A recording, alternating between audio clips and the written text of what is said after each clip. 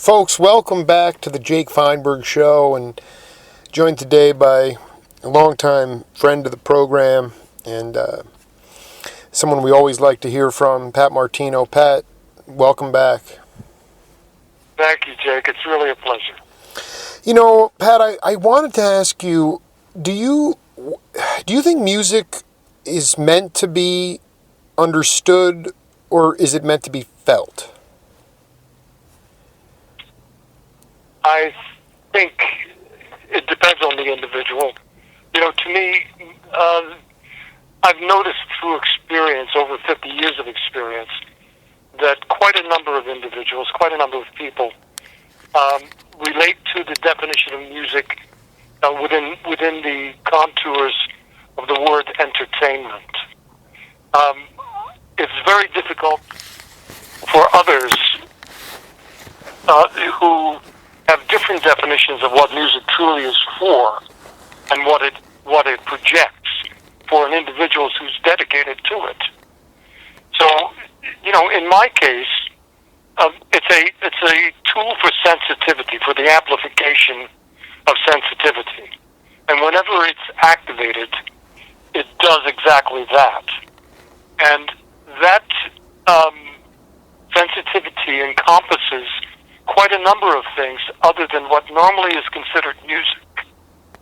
And most of all, it encompasses a need for accuracy or precision in the moment. And that came through the experience and learning of the power that music gives to an individual.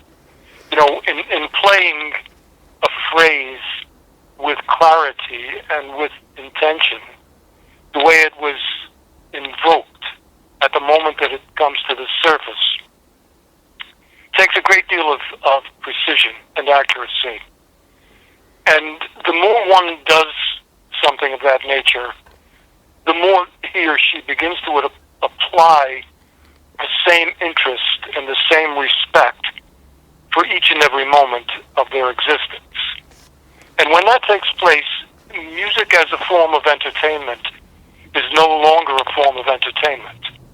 It's a doctrine that includes the proper directions that lead to a path that ultimately becomes growth in that individual. Do you think that Red Holloway, Willis Jackson, you know, these guys, some of your mentors, there was, like you said, it's a sensitivity, it's an activation of sensitivity, it's an activation of feeling.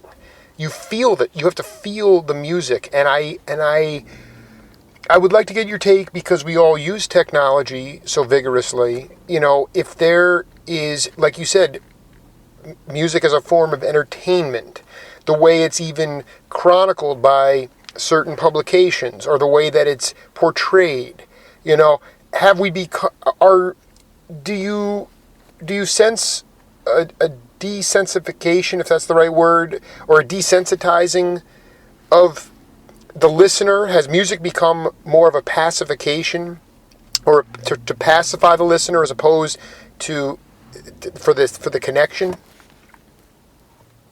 In many cases, music, for quite a number of individuals, has become a form of inertia in its own way. It hovered with one meaning for a background, for quite a number of other purposes, for other reasons.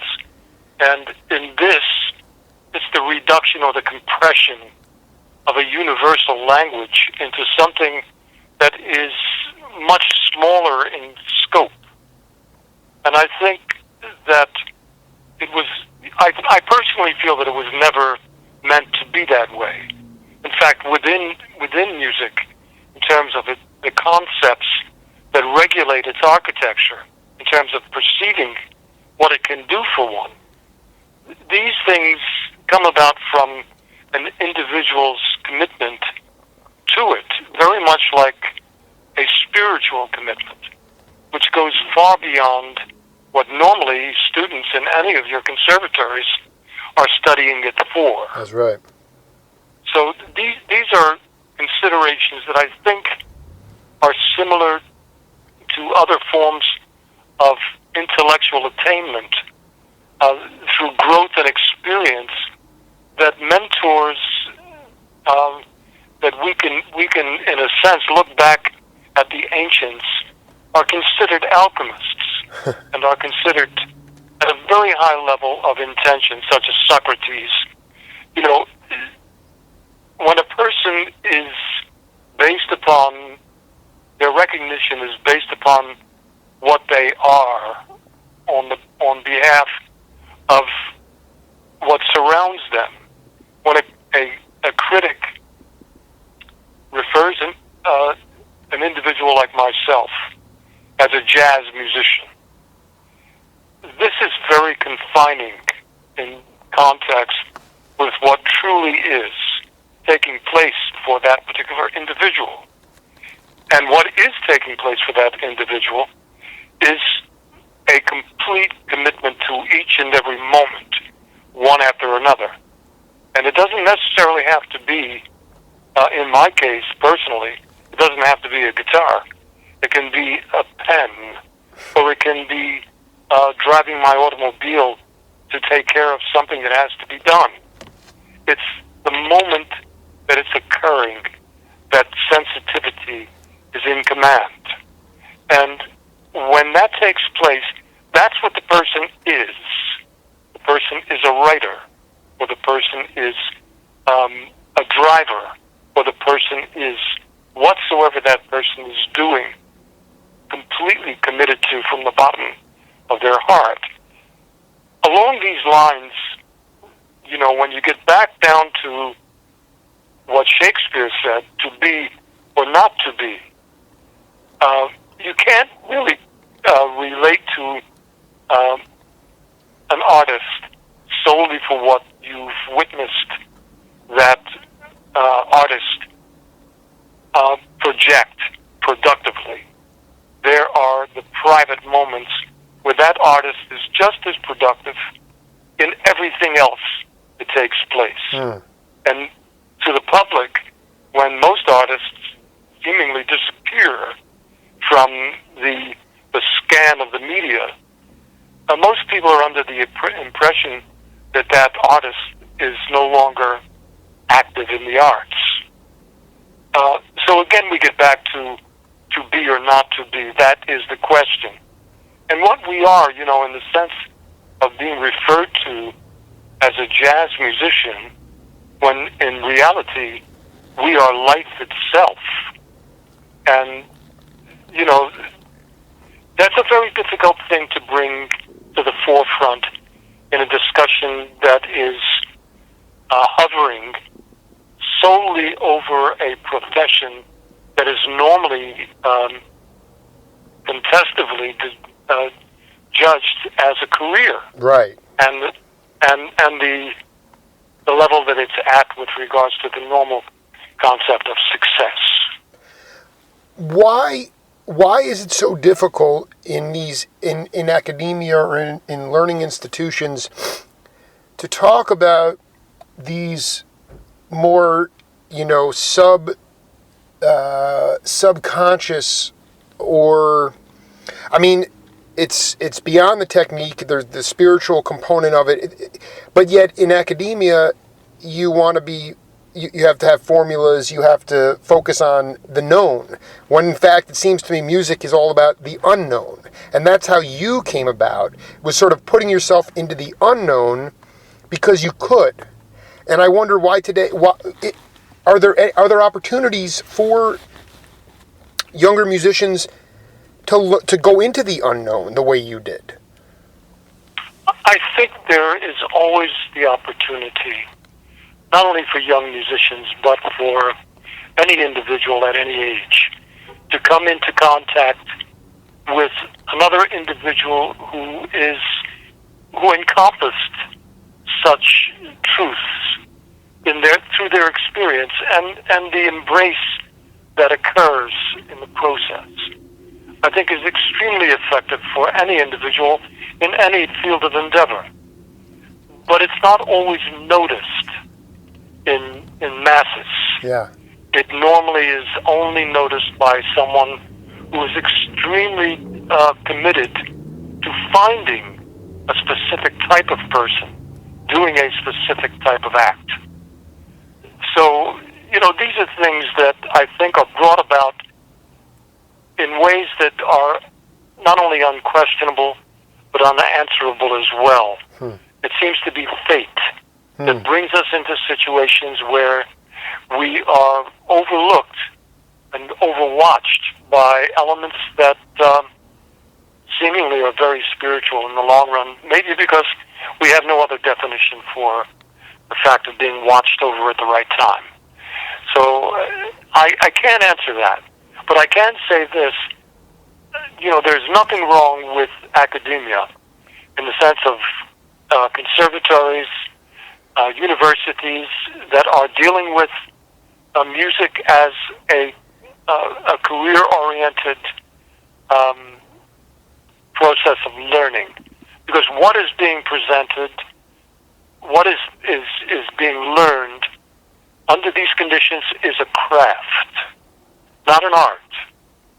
And it's a craftsman that is equipped with the language that's needed to go to the next level, if he or she proposes to do so. And I think that that's a matter of decision on behalf of any individual. In terms of the length that they gamble with regards to the necessities to adhere to what is at their disposal.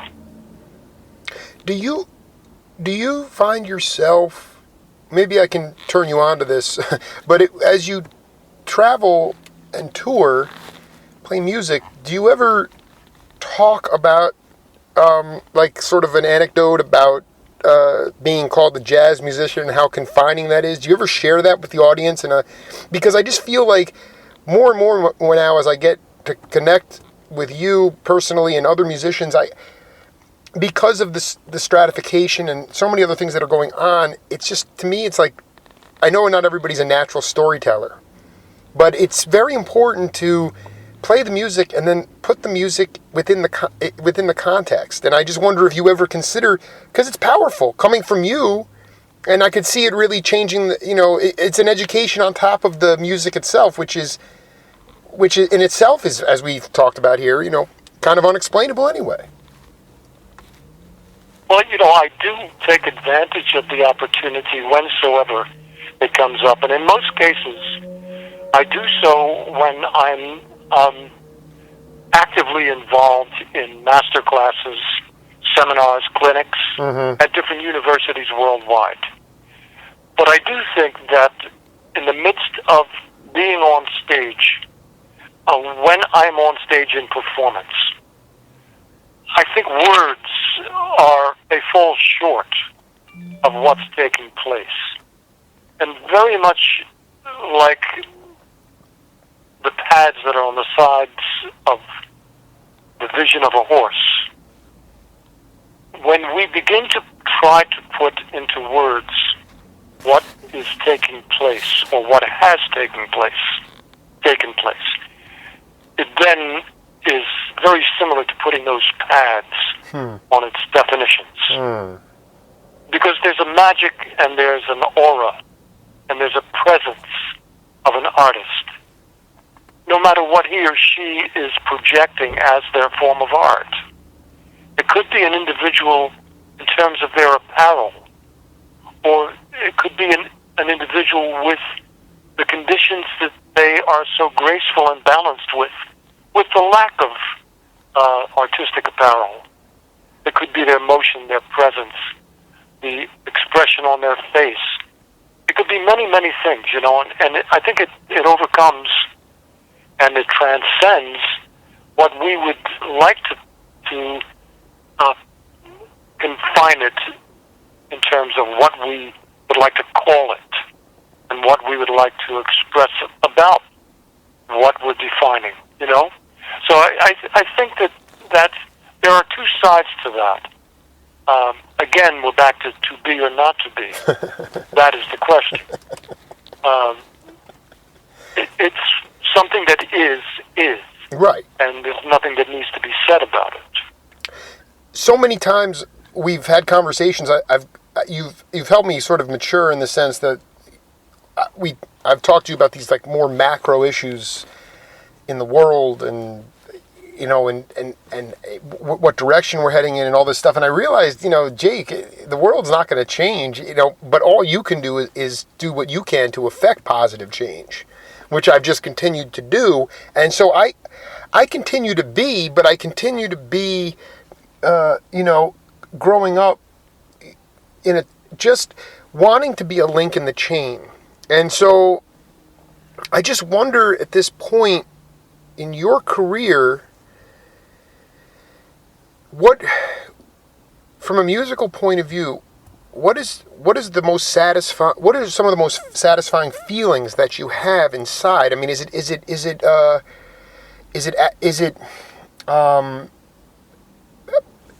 fill in the blanks. I mean, what are the things that you feel at this point that maybe you've always felt, but what are those things? Because I just want to talk about feeling.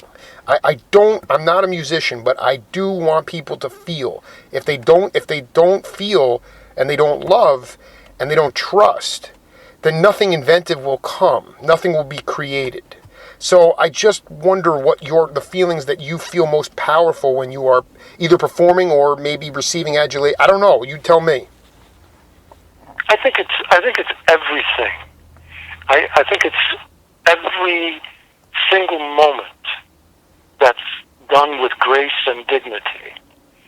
It's every moment that I feel and I enjoy as life itself. And some of those times and moments are extremely volatile, and they're very painful, but the end result projects a decision that changes what I used to think such things were all about. And what I used to think it was is what brought about that negative aura of the event that just may have taken place that produced a decision. The decision was to change that into what was more representative of my intentions and what I was trying to achieve. So it always comes back to that. It always comes back to what I am. And, I wrote something in my diary that I can share, one of my diaries, that I can share with you. Great. About that. Yes. And it came down to how there can be no specific priority that defines what a person truly is, other than life itself. With a consciousness that remains fluid from moment to moment. It's one's focus that defines purpose and the accuracy of what fulfills that achievement that determines definition. The profundity of truth emerges with impact in such things as the biblical statement, I am, not what I am. To realize each moment with what it briefly manifests is constantly embracing its presence with commitment and accuracy, never as something that's not currently active. To be everything but nothing, as stated by Shakespeare, as I said before, I'll say again, to be or not to be. That is the issue. But to see both sides of that coin as a necessity, if only for the sake of gaining the ability to step back from it and see both of them equal simultaneously. That's a very difficult thing to achieve unless a person is seeking a greater awareness from each and everything that is open before their eyes.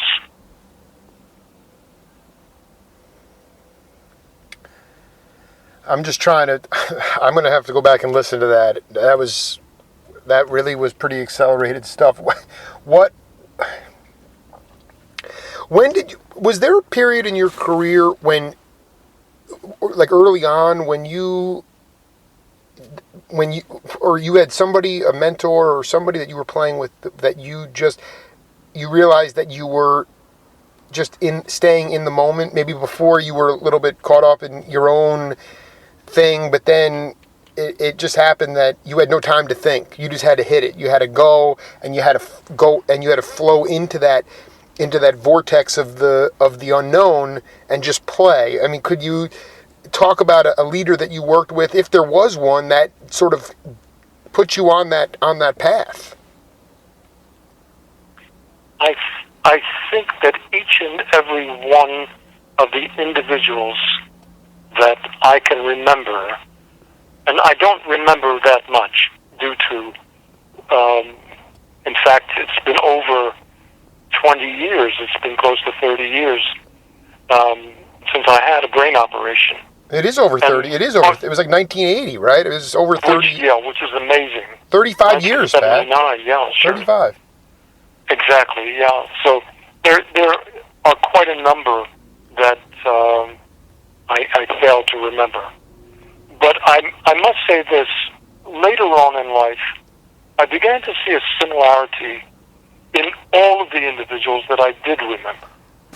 And the similarity was two different states that each and every one of them, up till this moment, up till today, even including myself,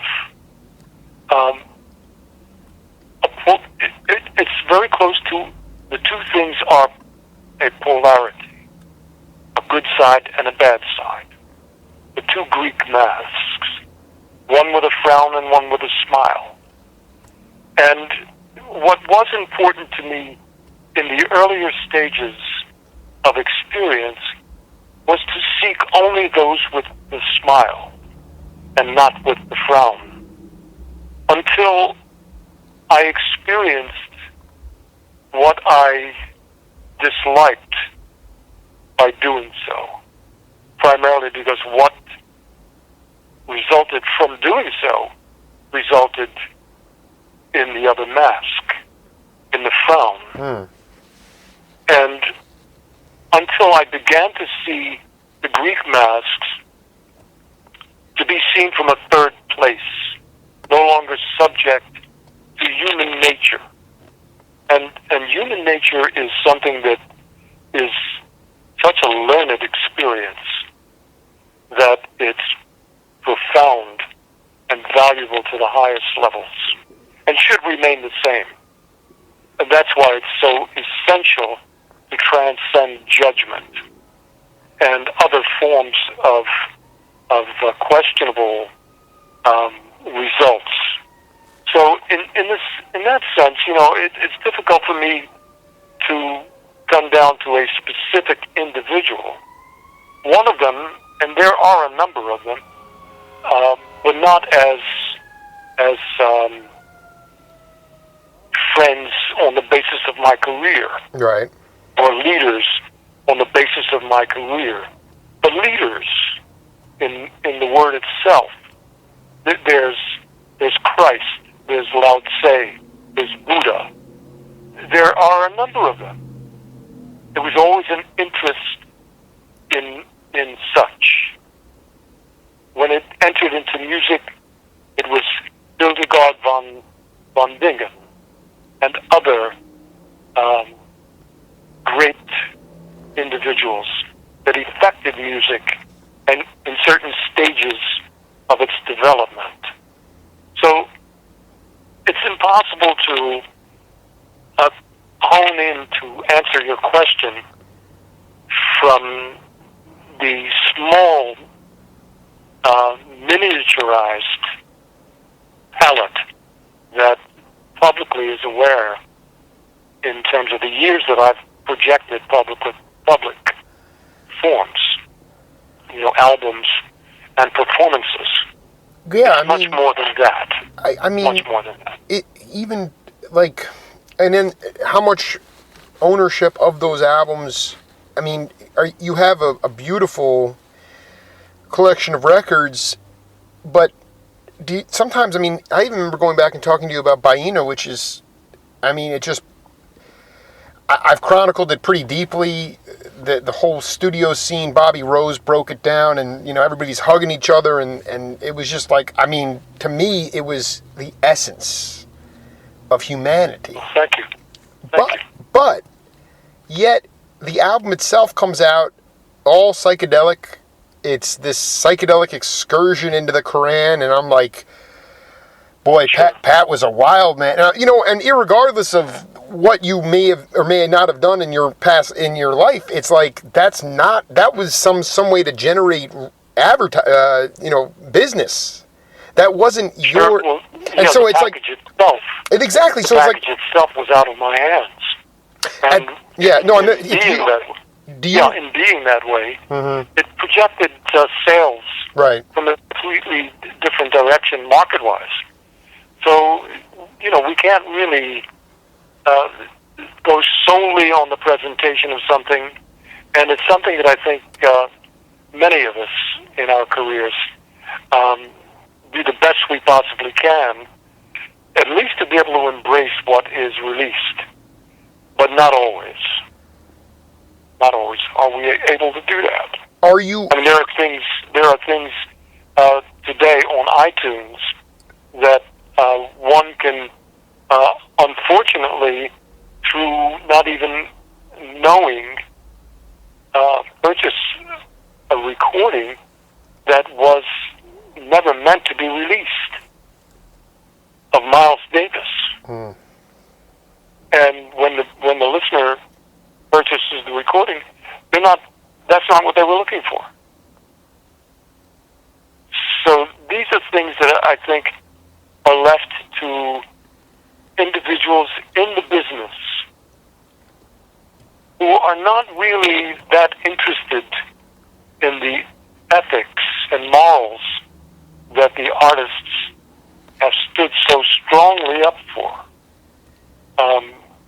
And when they reached a point where they no longer had the power to shield off improper presentations, a different image was beginning to project outwardly by individuals who really had very little to understand about the reason for a person's dedication to something for life.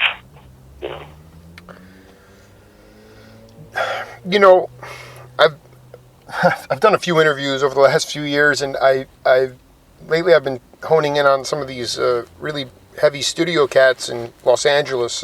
Jim Keltner, the drummer, being one of them. And Pat, I wanted to ask you, how have you continued to become more? I'm not going to sit here and say you're totally secure with yourself. I don't think anybody's totally secure with themselves, but how, in your mind, if you're talking to people out there, people who hear this interview, Keltner was telling me that basically he just knows dozens of very famous musicians, as I'm sure you probably do as well, who are bitter and rancorous, and still, after all this beautiful creativity, for whatever reason, not happy with the outcome, and it's getting late in the game. And I just wondered, I look at you and I say that obviously we've talked about the bottom of the pit and how that is the best place to be, but how have you continually become more secure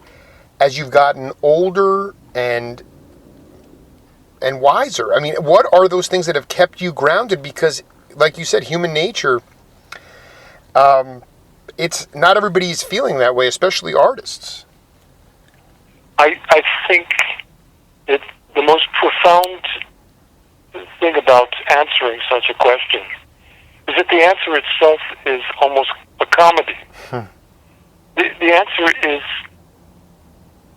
it has projected a continuance for me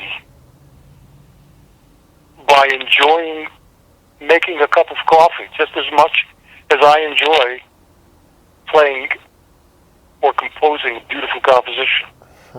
It's the focus, the complete focus upon each moment and anything that has to be done. It's the same thing in my penmanship. it's the same thing with pronunciation in a conversation.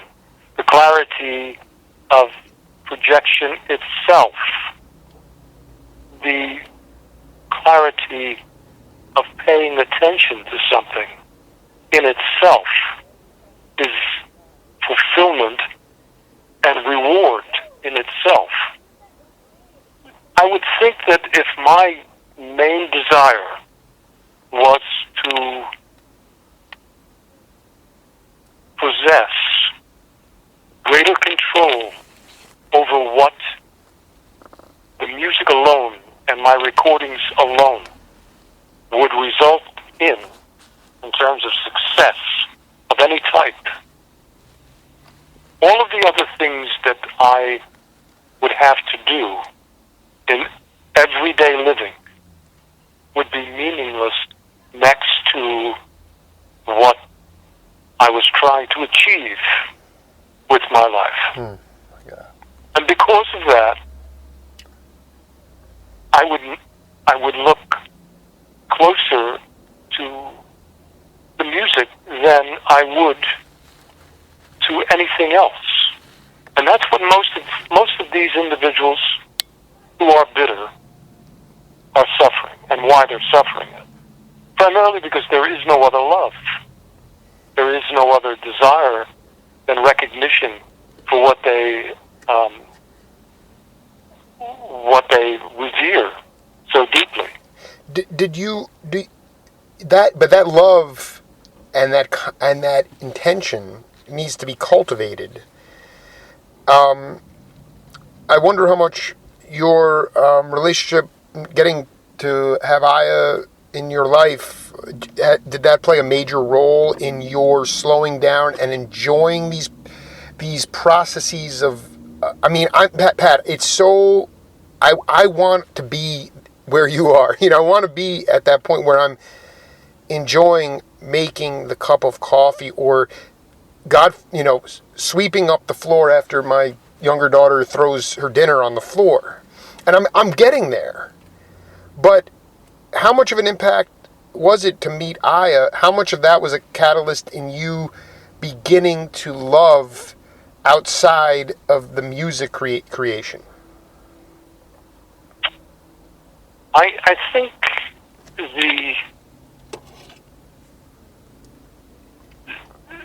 attainment that came from this relationship was more along the lines of a deeper concern and a deeper understanding of what's necessary for a great relationship, and how much giving it takes without any expectations for return. I learned more about that than about anything else. And of course, the love and the gratitude for the moment and the presence of someone I love so deeply. That's something that is in any great relationship. But you must understand that I too must confront quite a number of consistent confrontations with barriers to these beliefs. I have an itinerary coming up beginning in late October and going into January into January and into 2015. That is extensive, and maybe 17 one-nighters in a row. Wow. In airports, which is extremely devastating in the sense of allowing my encasement, my mind, to ponder over such responsibilities.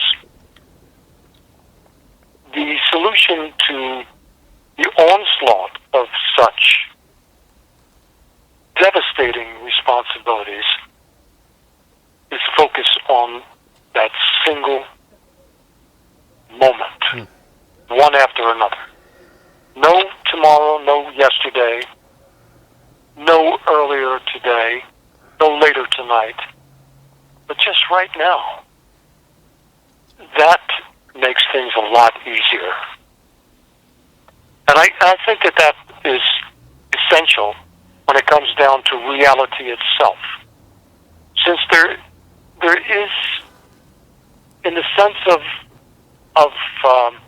real time, there is no past. What can be recalled, in most cases, is recalled for the sake of entertainment. What is in the future is the same. It has not taken place as of yet, and therefore it is not to be considered without being a disruption or a distraction from what is most important, the moment. And the clarity and precision and accuracy of living that moment fully with appreciation of life itself. So these are the things I think are the most important to direct one's attention toward. I agree. I just think I do think it's hard though. People that can handle your booking, your itinerary, can allow you to stay in that moment easier. I think that, it's like,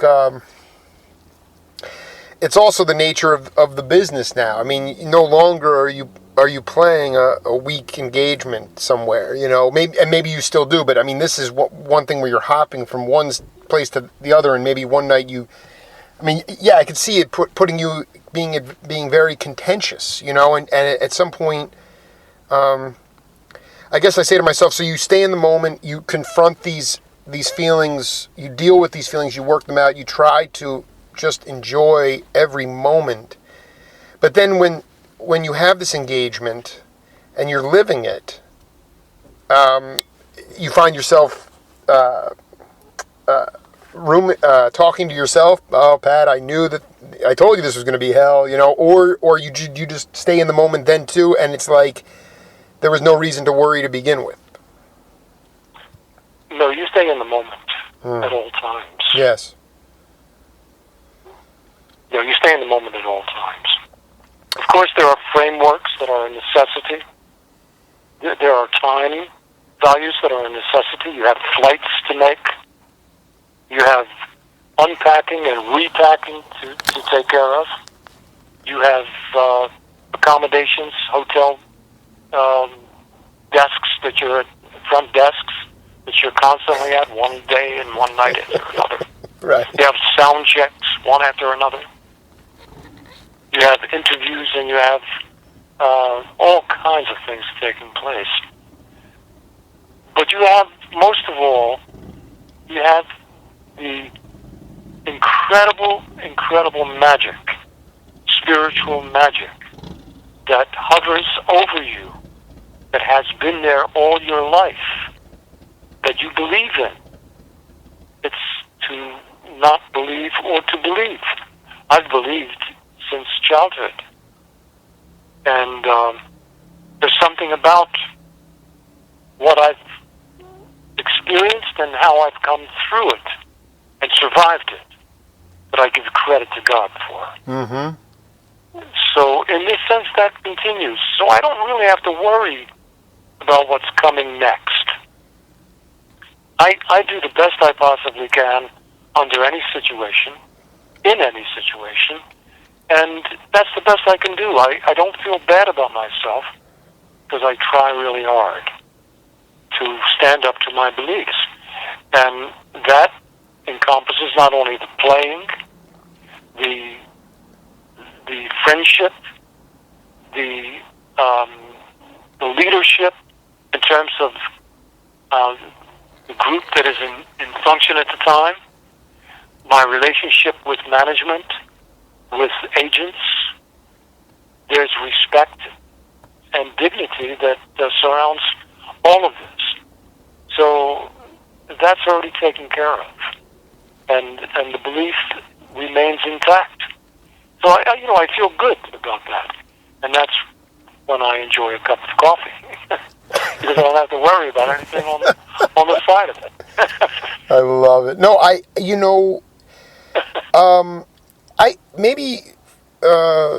was hoping you could do the best you could for the audience. I had a wonderful brief chat. We haven't scheduled the interview yet, but I spoke to Joe. We had a nice talk, Joe Pesci, and he when you told me this story about seeing him at the Blue Note, and then he told you that he said, I know what your drink of choice was a mint julep, and you said to me you flashed immediately to Small's Paradise. Sure. And got back in. What is a flash? What does that mean? I mean, how can you, if you don't have memory, how does that feel to you? I mean, he said something and it triggered it. I mean, can you possibly articulate where the memory is void or it's either dormant and then all of a sudden it's reactivated? I mean, to me, that is absolutely fascinating. Well, I would say, for the sake of simplicity, that the closest thing to it would be déjà vu. Yes. The experience. Very cool. Very cool. So, I mean, it is something that is highly effective, only because you become aware of memory itself and how it can be activated. So, you no longer worry about losing memory. It just seems that at that moment you do have memory. It depends upon what triggers it or what stays in front of it, what hampers it. So it was a wonderful, wonderful experience, to remember and to witness Pesci taking the time out to reactivate our friendship. We went back to our teens, and I think that was just a wonderful experience, if only due to the beauty of friendship itself and how long it can last. Why did Joe come to see you guys play? What was it about? Why did he drive all the way across after his gig to come see you play? I mean, obviously it was friendship, but what was it about the music that he loved so much?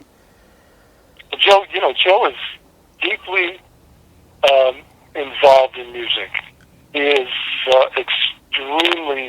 he's a great singer, to be honest with you. Yeah. He is an extension of, I won't say who it is, well, I will say who it is. It's Jimmy Scott. Oh, okay. Joe really loved Jimmy Scott so much, not only as an artist through the history of his productivity, but also as a person. So I think that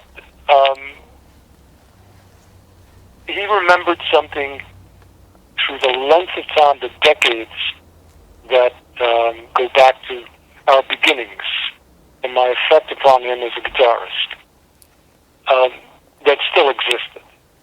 And maybe due to that, he saw something just as powerful that he saw and was dedicated to the greatness of Jimmy Scott. Right. And something very personal that lasted still to this very day between us. And I feel the same way about Joe as an actor. I think he's profound as an actor as well. Yeah, I mean, he really is.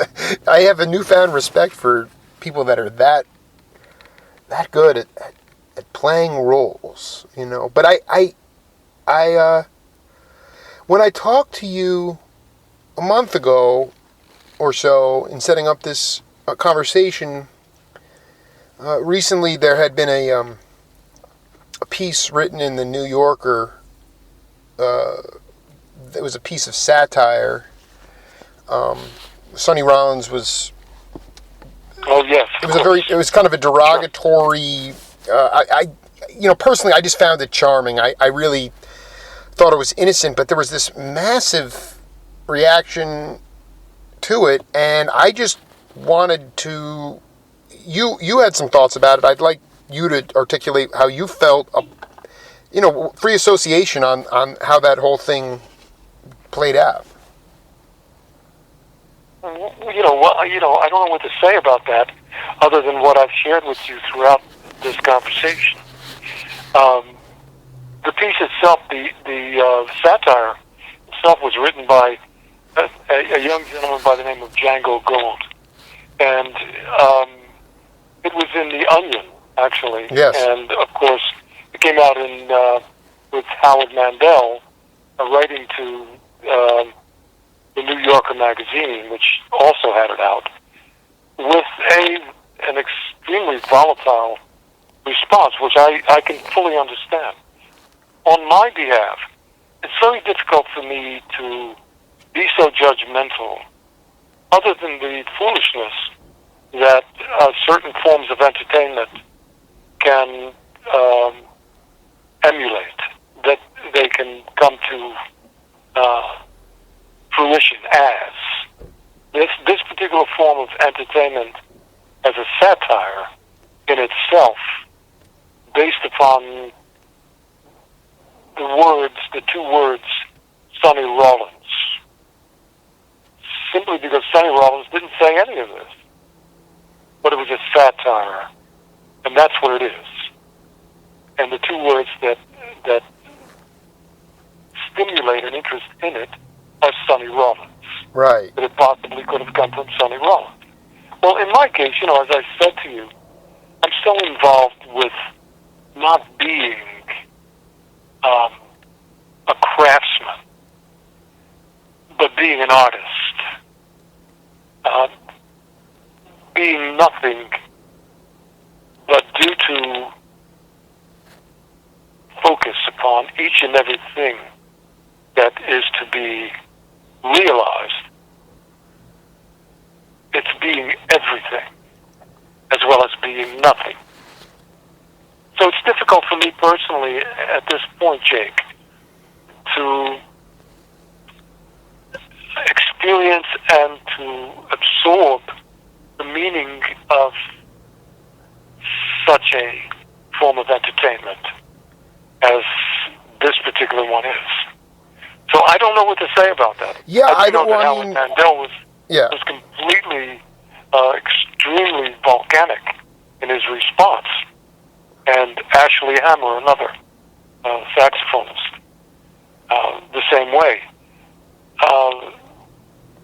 There must be a reason that Django Gould found it valuable to do so. But that's his, and that's with him. I don't know what to say about that, other than what I said earlier about myself.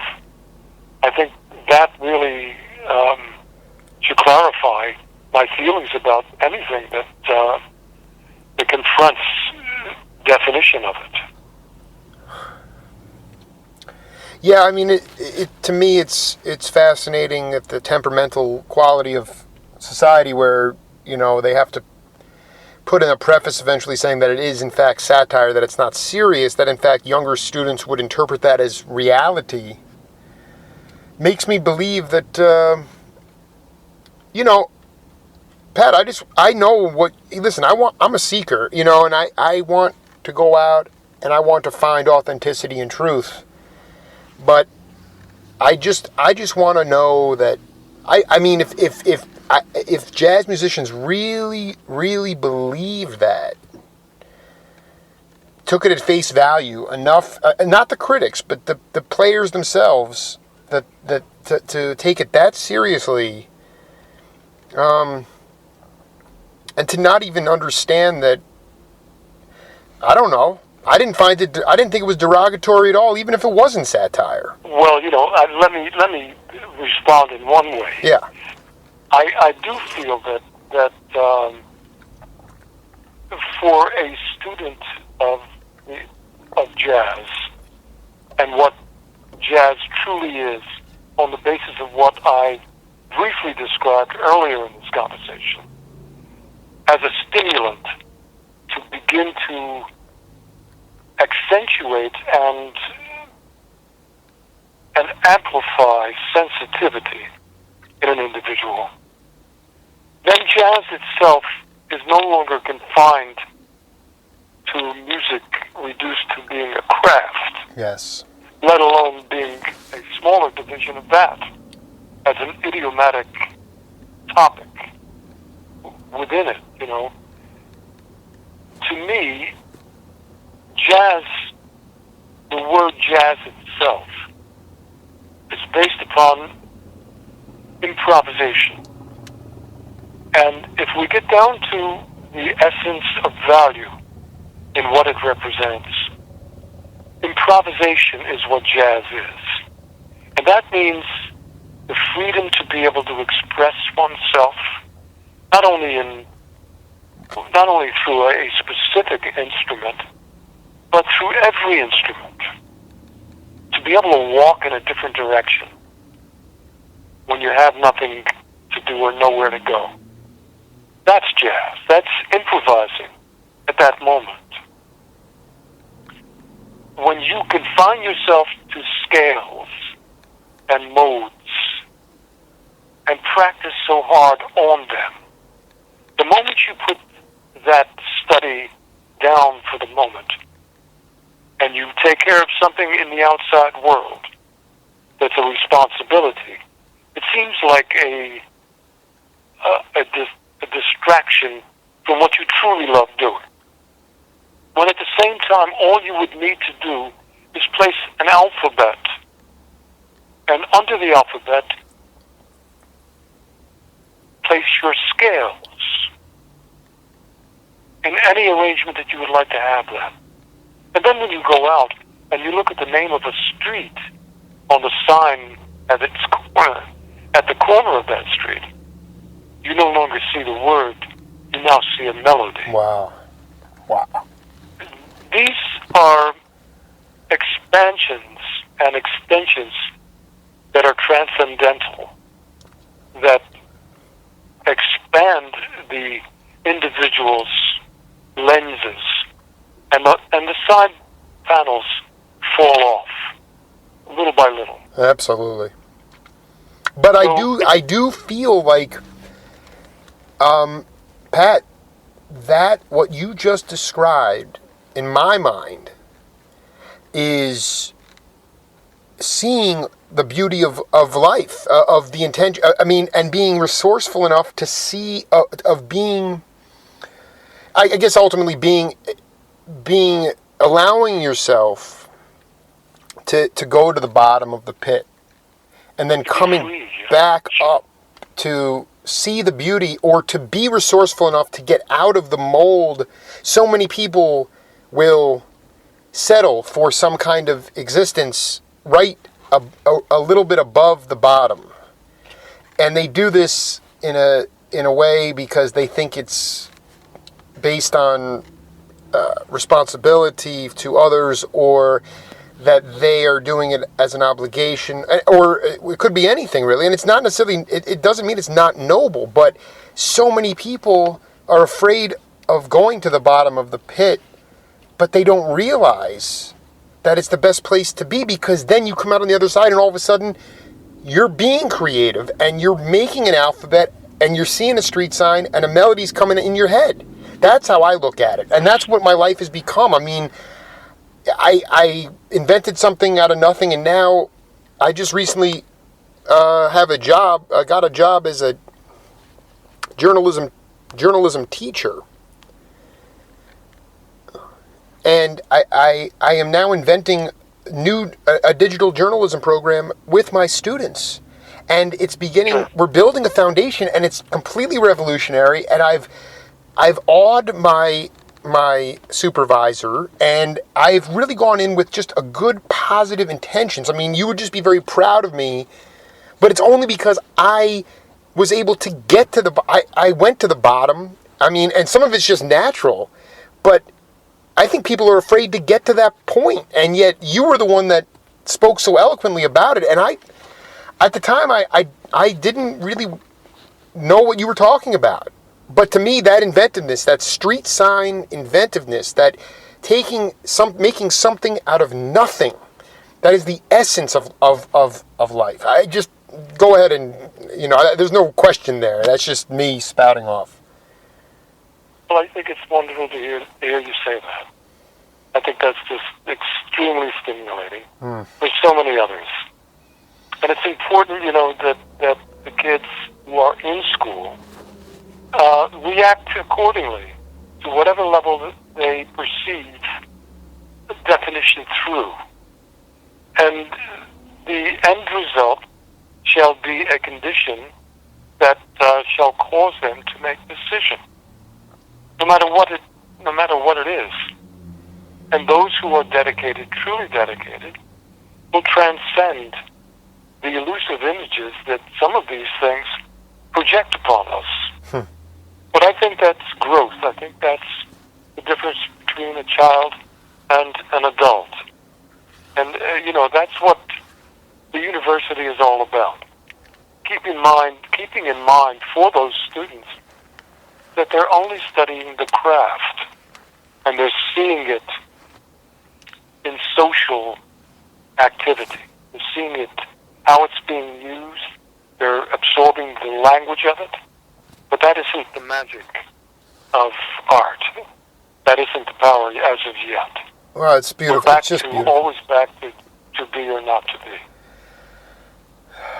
Hey, so Pat, I just want to let you know I'm going to send you. I've transcribed a lot of our conversations, and over the next few days, I'll be sending you some of those transcriptions. And I just really, I can sit back now knowing that I have a long way to go, but I'm working with seniors in high school at a private school. I feel like it's a sanctuary. It's like, and most importantly, Pat, I just want these kids to find their own individualism and not get caught up in perfection. But most importantly, use the tools, be a craftsman, but then be an artist as well, and have your own point of view and have your own sophistication, and don't cave to the pressures of conformity.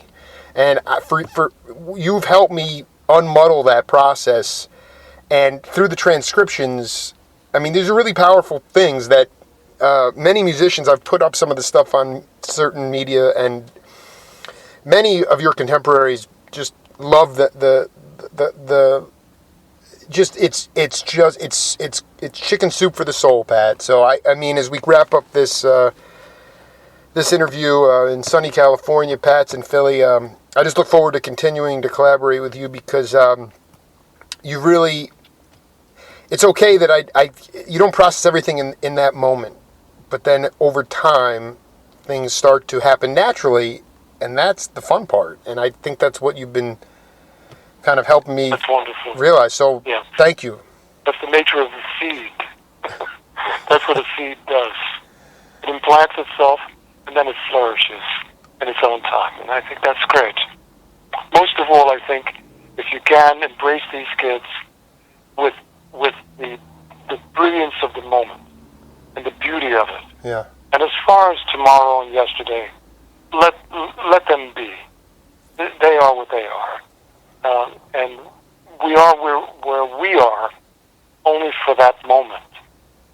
Minimalize all of the misunderstandings. Just get down to now, to that one 3-letter word, now. And when you turn it backwards, you'll see what it encompasses. You're a winner. You're a winner. Get them to do that. No, I'm with you. And it's funny because with technology now, I tell them, guys, I'm not on campus every day, but there is stuff going on all around you, and if you see it, capture it in the now. And that's what I've been pushing every day, man. So, hey, man, I love you, Pat. Thank you so much, man. We'll Great to touch base. All right, man, and I'll send you some of those. Let me know what you think. I mean, I can't account for all the grammar, but I mean, the essence is there. I hope you can put it to some use, just for yourself. And all my love to you and we'll keep in touch, man. Thank you so much, Greg. All right, Jake, you have a great day, man. Take care, Pat. I'll speak with you hopefully very soon. Very soon. Okay, take care, brother. Bye-bye. Bye-bye now. Bye.